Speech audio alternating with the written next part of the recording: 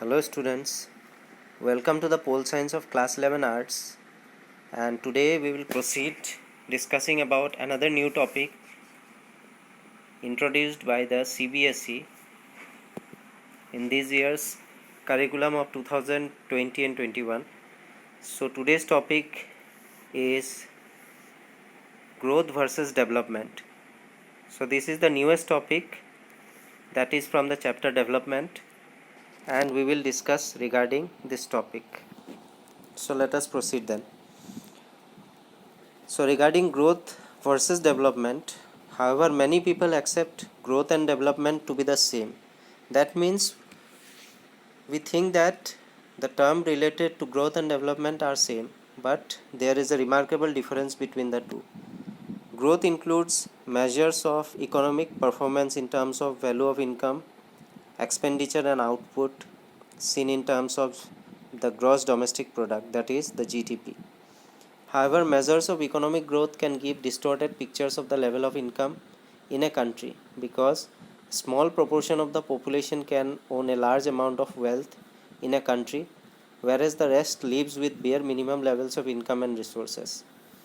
So, economic growth refers to just one aspect of the development. So, regarding growth and development, these two are different in the sense that growth includes what? When we say about growth, it includes measures of economic performance in terms of value of income. That means growth can be directly or indirectly related to the economic conditions of the country, and that economic conditions of the country depends on the GDP, that is gross domestic product. Whenever the GDP of a country is at a rapid pace, then the economic condition of that country is said to be good. But however, measures of economic growth can give distorted pictures of the level of income in a country.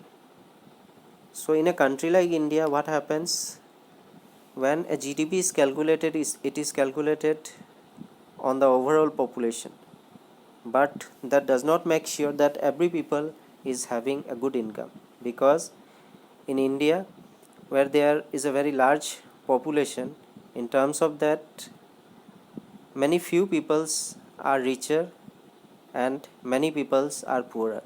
So in that case, we can say that minimum have a good level of income and resources, whereas maximum are living with a minimum level of income and resources.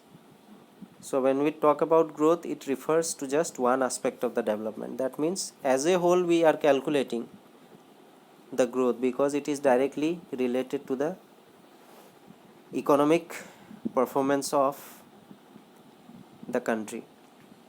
But when we talk about development on the other hand refers to the securing of socio-economic and political growth by changing the conditions of underdevelopment through organized and planned efforts, which seek to address the issue of poverty, hunger, disease, illiteracy, and economic and industrial undevelopment.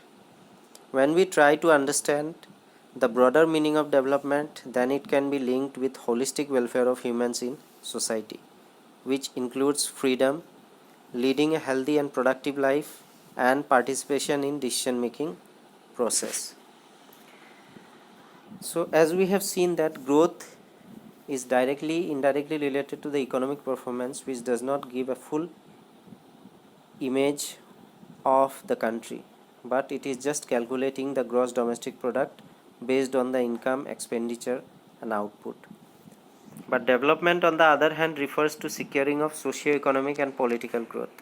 But what does development confirms? Development confirms that it makes sure that everyone should be socially, economically and politically developed, because it refers to securing of socio-economic and political growth by changing the conditions of underdevelopment. Those countries or people which are underdeveloped, they actually secures them through the developmental works done in the field of socio-economic and political sphere, and they are doing it through organized and planned efforts. That means whatever the planning is done, that is done through or done in a very organized and planned way. And whenever this planned and organized way is carried out, it actually does what? It seeks the issue of poverty, hunger, disease, illiteracy, and economic and industrial undevelopment. That means it looks into each and every issue of the underdeveloped country or people, and what are the reasons.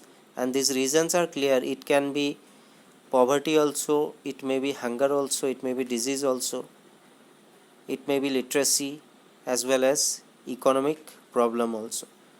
So all these important factors of the society are looked after by the factor of development. So when we try to understand the broader meaning of development, then it can be linked with holistic welfare of humans in society.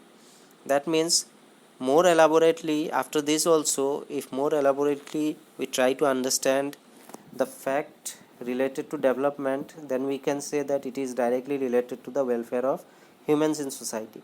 So development directly looks and works for the welfare of humans. Whatever the policies, programs are carried out in the form of development, it is carried out directly for the betterment and for the welfare of the people and the society too.